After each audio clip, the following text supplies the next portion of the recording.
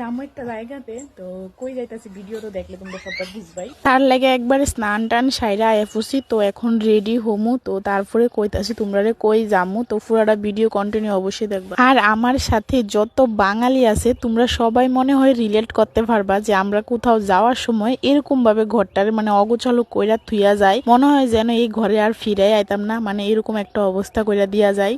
আর ফিরে আইয়া কিন্তু এটি গুছাইতে খুব বিরক্ত লাগে। আর আজকে কিন্তু যাইতাছি আমরা ফুল ফ্যামিলি। আর বাড়িতে যখন বারইছি তখন বাজে ঠিক দুপুর 1টা, মানে অনেকটাই রৌদ্র। আর অক্ষণের ওয়েদারটা এরকম লাগে, মানে বাড়িতে থাকলে তো তেমন বোঝা যায় না, কিন্তু বাড়ির বাইরে যখন বারোই তখন বোঝা যায় যে আসলে কিন্তু গরম আয়া পড়ছে। মানে এক কথায় বাইরে কিন্তু অনেকটাই গরম।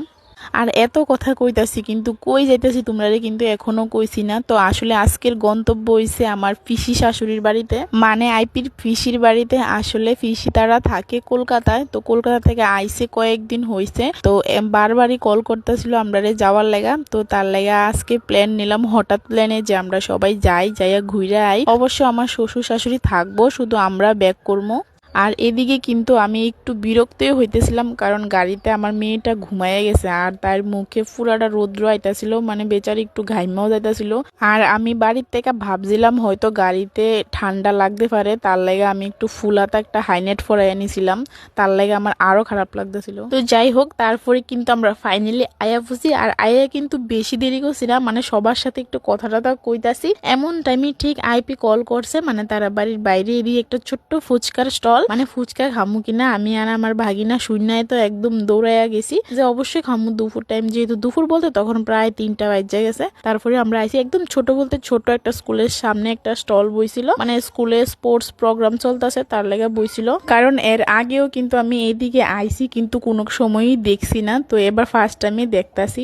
অবশ্য ফুচকাটা কিন্তু অনেকটা মজা হয়েছিল, আর দুপুরে এত গরমের মধ্যে খাইতে কিন্তু একটু ভালোই লাগতেছিল। তো ফুচকা খাইয়া আবার তাড়াতাড়ি করে বাড়িতে ব্যাক করলাম। আর এদিকে দেখো আমার পিসির বাড়িতে কিন্তু অনেক রকমের গাছ আছে, মানে ফলের গাছ, এদিকে বেল গাছ, তেঁতুল গাছ, আরো অনেক রকমের গাছ আছিল। তো আমরা দেখতেছিলাম তেঁতুল গাছে কোনো তেঁতুল আছে কিনা। আর আমি আর আমার শাশুড়ি কিন্তু অনেকটা ব্যর্থ চেষ্টা করছিলাম তেঁতুল ফাড়ার লাগে, কিন্তু গাছে কোনো তেঁতুলই পাইছি না। তারপরে কিন্তু অনেকটা সন্ধ্যা হয়ে গেছে। তারপরে এদিকে দেখো আমি রান্নার কাছে একটু আয়া ফুটছিলাম, আর এদিকে রান্না হইতেছিল দেশি মুরগের মাংস। খুব তাড়াহুড়ার মধ্যে রান্নাটা হইতেছিল, কারণ খাওয়া দাওয়ার পরে আমরা আবার ব্যাক করবো। প্রথমে তো কইছিলামই যে আমার শ্বশুর শাশুড়ি থাকবো, কিন্তু আমরা ব্যাক করবো।